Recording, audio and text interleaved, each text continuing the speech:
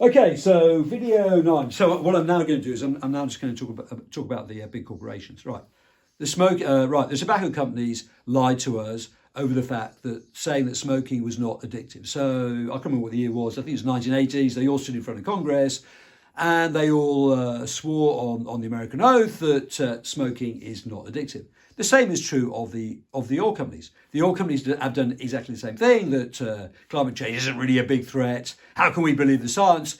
Even though we now know that Exxon in 1981, when they researched what was going to happen to the climate, came up with exactly the same evidence and the same conclusions that the IPCC came up with. So they've known all along that climate change is a real threat. How much of it is a threat? Well, by the year 2050, certain parts of the world, if we carry on with our present progression, you will not be able to live in those particular countries. Okay, so that means billions of people on the move, right? So we'll see loads of people in lifeboats crossing the English Channel because they won't have anywhere else to live.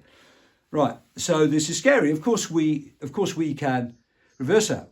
We can reverse engineer the whole process, and we can rethink how our systems work. That is entirely possible. So everyone who just says, "Oh, you're a doom-monger," that really annoys me. It's just having a completely different vision of the future. Okay, the food companies. The food companies are producing food that isn't food. It technically isn't food. It doesn't give you any nutrition. In fact, they make you ill. So if you continually have that same food over a long period of time, then that will create inflammation, and eventually you're going to end up with dementia, Alzheimer's, assuming that you can actually live that long in the first place anyway. So we've allowed this to happen on our watch. No one is asking those questions. People are sort of talking about it. For instance, I haven't even started reading this book yet, but just picked up this ultra-processed people. Why do we all eat stuff that isn't food, and why can't we stop? Right.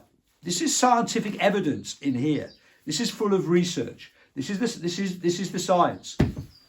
Or I'm reading a book by Dr. Robert Lustig, and they come up with conclusions like the sugar is 8 times more addictive than cocaine, and it's really the fructose and the sugar which creates metabolic syndrome. 93% of Americans have metabolic syndrome, which means they have inflammation, high blood pressure, diabetes, all those sorts of things, which means they're much more likely to get dementia and Alzheimer's as they get older.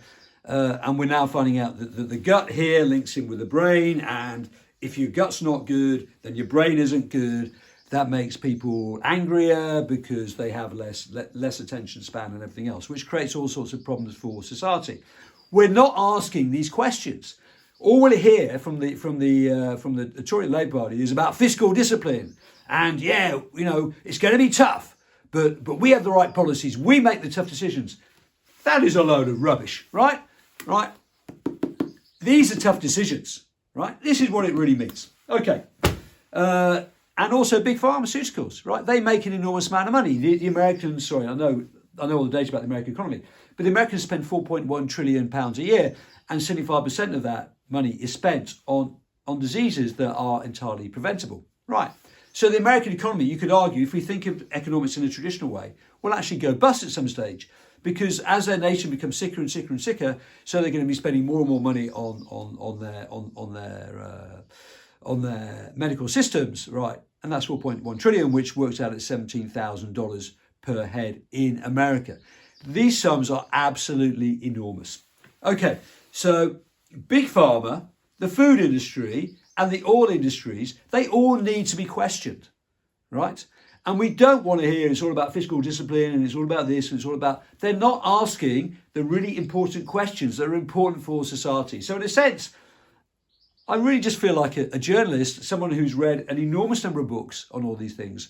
I'm 60 years old now. There's a lot of experience. I've travelled to some of the most devastated countries in the world, seen horrific things, etc.